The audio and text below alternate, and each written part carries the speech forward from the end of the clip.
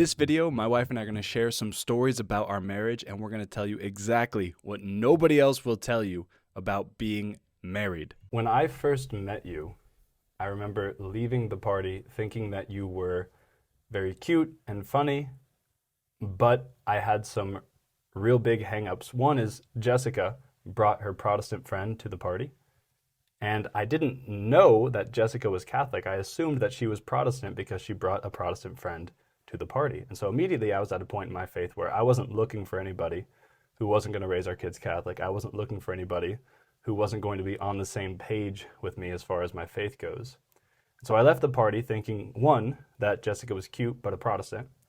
And then secondly, and this is kind of funny as well, we were at this party and Jessica was drinking lemon water, and somebody made a joke that she was drinking lemonade and vodka.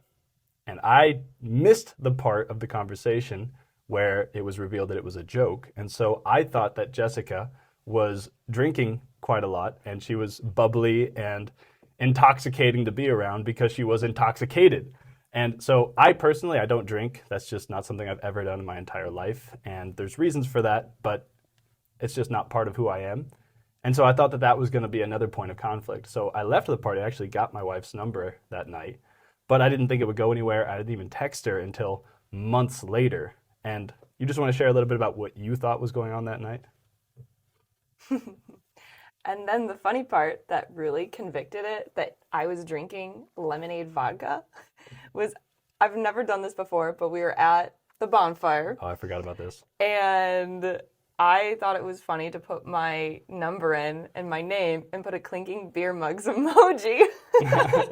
So it further made it look like I was a lush at this party with my Protestant friend. And I was drinking lemon water. And to this day, you are in my phone, not as wife, not as beautiful dear, not as anything, but Jessica, clinking beer mugs emoji, Riker.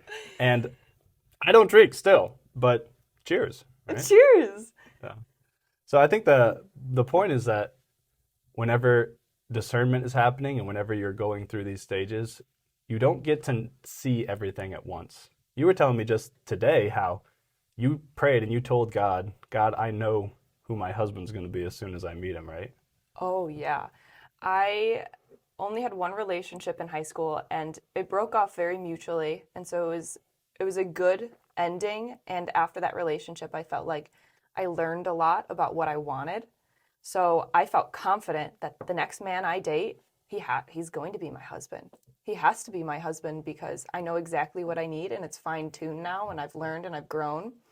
So... You say, what were you looking for in a husband? Oh man, a Saint Joseph. Someone that's This guy? Yeah, a wise man, a protector, a teacher. I always prayed that I would find somebody that matched and surpassed my faith and that could lead a family and teach me. I come from a very culturally Catholic family area from Chicago, so as Catholic as Chicago can be. And now, don't insult. We got some people that watch in Chicago. I'm from Chicago. I can say what I want. Oh, okay. Fair enough. So I was looking for somebody who could really catapult my faith and my children's faith and guide us through the turbulence of life and make wise decisions.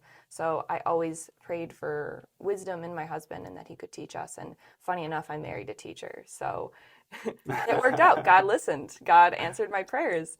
But after that relationship, I was praying for my husband and I told God, you're going to have to be sneaky with me, God, because I'm going to know exactly who my husband is. You got to be careful when you're praying. God's listening. I told him if I wasn't going to not know who my husband was, he was going to have to really pull a fast one on me because it became like any guy that I could come in contact with, I felt like I would know right off the bat if he was my husband or not. Because I was so finely tuned in. Only took you 6 weeks with me. Yeah, 6 weeks and then we were engaged. Our first meeting, though, well, I was very put off by the blonde hair, the polos. I can't help it. And yeah, the polos. That's one of the reasons in another video I said, guys, don't wear polos is because it's a mistake I've made. And delayed our engagement by maybe a couple months. Yeah, I mean, I didn't know polos were a deal breaker until until I met you, and I was like, no, I don't want a polo. And you were super clean shaven, which clean shaven you is very gorgeous and beautiful, but paired with the polo, you were Yeah. a little baby. You're like straight I out of looked like a seminary. 6-year-old that mom dressed for mass without the beard and then with the polo. It was not a good look, It but was straight out too of cute. seminary, you It know, you wasn't have to St. Joseph the Carpenter. no, you have to relearn, you have to be reintroduced into society and you have to shift your mindset from I'm going to be celibate my entire life to I actually have to attract a female now in order to get married. So, but And then I think to layer on top of it, I'm a Midwest escapee to the West. And so my whole mission was to plant my roots on the West Coast. And I found out you were from Indiana. And I was like, no deal. No deal. I'm not I'm not going back to the Midwest. So there was the polos, there was the Midwest, and then my whole family's blonde and I couldn't imagine myself adding more blonde to the family. but we make some cute blonde babies. Let me just say. Celine and Jude are so cute. Yeah. So I think it's interesting. Whenever Jess first told me this, there were some things that she was praying for me since before we even met, and they just lined up really, really eerily well. If you don't have faith, it seems like a major coincidence. But having faith, I can see that God was putting these desires on Jessica's heart, on my wife's heart, so that she could pray for me, so that I could be the man who was ready to be her husband one day. And it's just beautiful whenever I realize that full circle moment, the symmetry of it, of God putting desires on Jessica's heart, Jessica praying for me before we even met, and then God shaping me to prepare me to be Jessica's husband. And one of the things that you always prayed for was, and there's several more, you would probably remember them much better than I do, but one of them was that I would have a really good relationship with my mother, right? So shout out Gina if you're watching.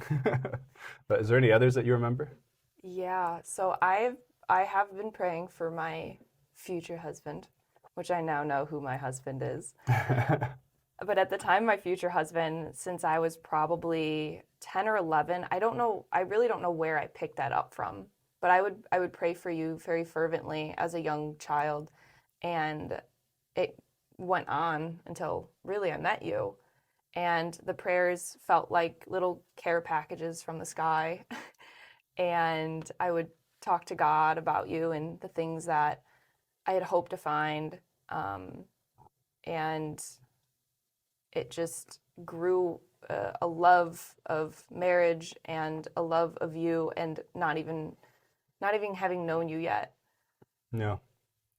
It's interesting that the way that you were prepared for marriage, it seems like, was through God giving you a strong desire for marriage, and then for years saying, not yet though, not yet though, not yet though. And then for me, the way that I was prepared for marriage was going through seminary and kind of surrendering any desire that I had for marriage to God to begin with. So we were coming at it from very different perspectives, but I think that for you, your longing for marriage is one of the things that really purified your relationship with God and made you ready to be a wife and a mother.